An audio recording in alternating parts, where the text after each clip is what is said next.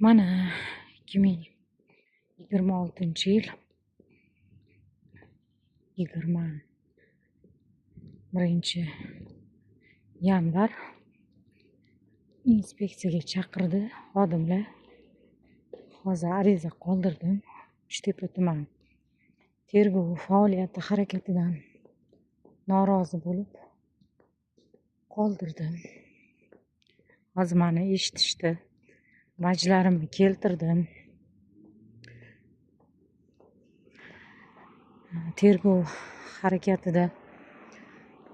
harakatlarida noqonuniy, qonunga zid bo'lgan harakatlar bo'layotgani uchun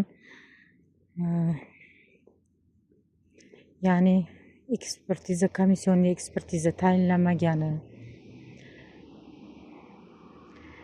ikkinchisi bir tomonlama voyaga yetmagan bolalar komissiyasida ko'rilganligi, aybdorlar qolib jabrlanuvchi o'g'lim va menga jarima qo'yilib, o'g'limni probatsiyaga uchetga olib qo'yganligi, keyin hokimiyat komissiyada qarorda 4 yil bular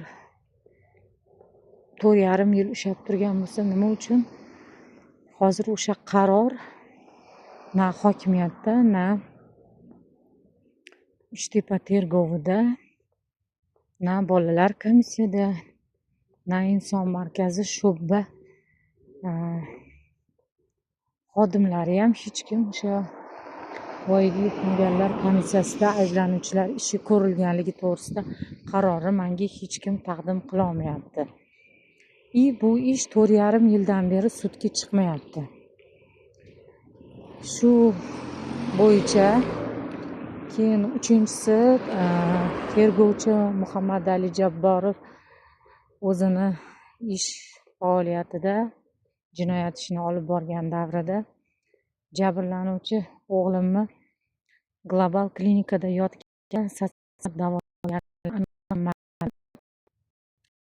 prokuror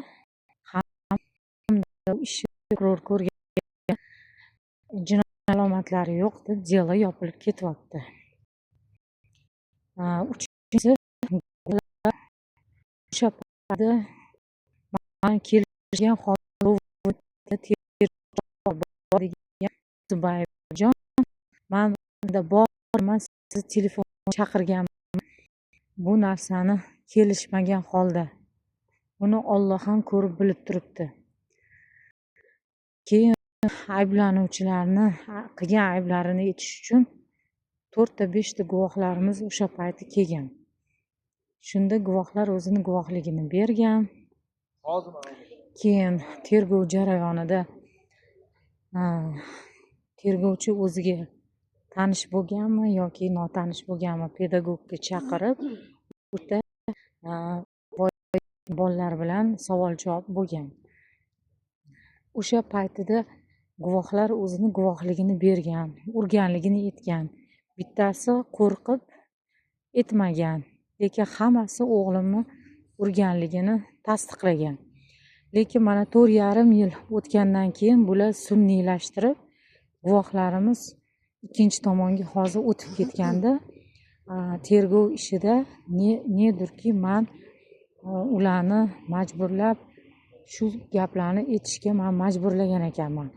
U yerda tergovchini tanishimi, xolisonami bilmadim, pedagog ishtirok etgan-ku. Agar men unga o'rgatib turgan bo'lsam yoki o'zimni yo'limga soldirib mani o'g'limni yonini olgin deydigan bo'lsam, bu tergovchi pedagog orqali savol javob o'tkazgan-ku o'sha paytida tergov jarayonida.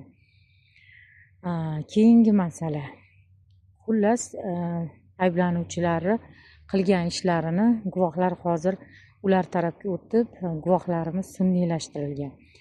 Bu uchun ham guvohlar boshida guvohlik berib, keyin o'zini ko'rsatgan ko'rsatmalarini o'zgartirgani uchun ularga ham nisbatan jinoiy javobgarlik masalasi ko'tarilishini so'rab qolaman. Hurmatli Prezidentim, sizga iltimos, Mirziyoyeva Sizdan iltimos qilib qolaman.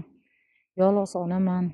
Boquvchimiz yo'q. Yolg'iz ona 4 farzandni onasiman. Shu jarohatlar oqibatida, shu jarohatlar sabab farzandim 2-guruh nogironligi bo'lib qolgan. 4,5 yildan beri bu ish sudga chiqmaydi. Mana hozir ham GOVDni oldida turibman. Inspeksiyaga kirib arizalarimni qoldirdim. Na hokimiyat, na bolalar komissiyasi, na shub va inson markazi hech kim meni yonimga olmayapti.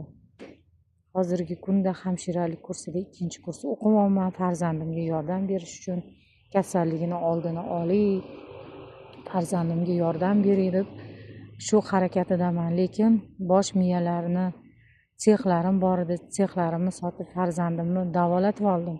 Lekin chap qo'li rivojlanmay yildan yilga kichkina bo'lib ketyapti. Ilik ko'chirish amaliyotini o'tkazish kerak.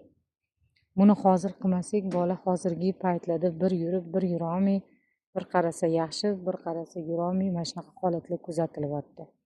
Kimga dodim aytay? Poliklinikadan yordam so'rasam, hokimiyatdan so'rasam, hech kim meni eshitmay, sansalatlik bilan, tanish-bilishchilik bilan ishlar yopilib ketyapti. Sizdan iltimos, hurmatli muhtaram prezidentimiz Shahnoza Mirziyoyeva, siz ayniqsa zo'ravonlikka qarshi kurashish, ya'ni voyaga yetmagan bolalar bo'yicha ularga bo'layotgan zulm, ularga bo'layotgan jinoyatlar bo'yicha, shu ayollarga bo'layotgan nohaqliklar bo'yicha sizni shunaqa insonlarni, bolalarni yonini olib chiqqaningizni ijtimoiy tarmoqlarda kuzatib boraman. Meni ham ayol sifatida himoya qilishingizni iltimos qilib so'rab qolaman. Hurmat bilan, Toshpo'latova Nargiza.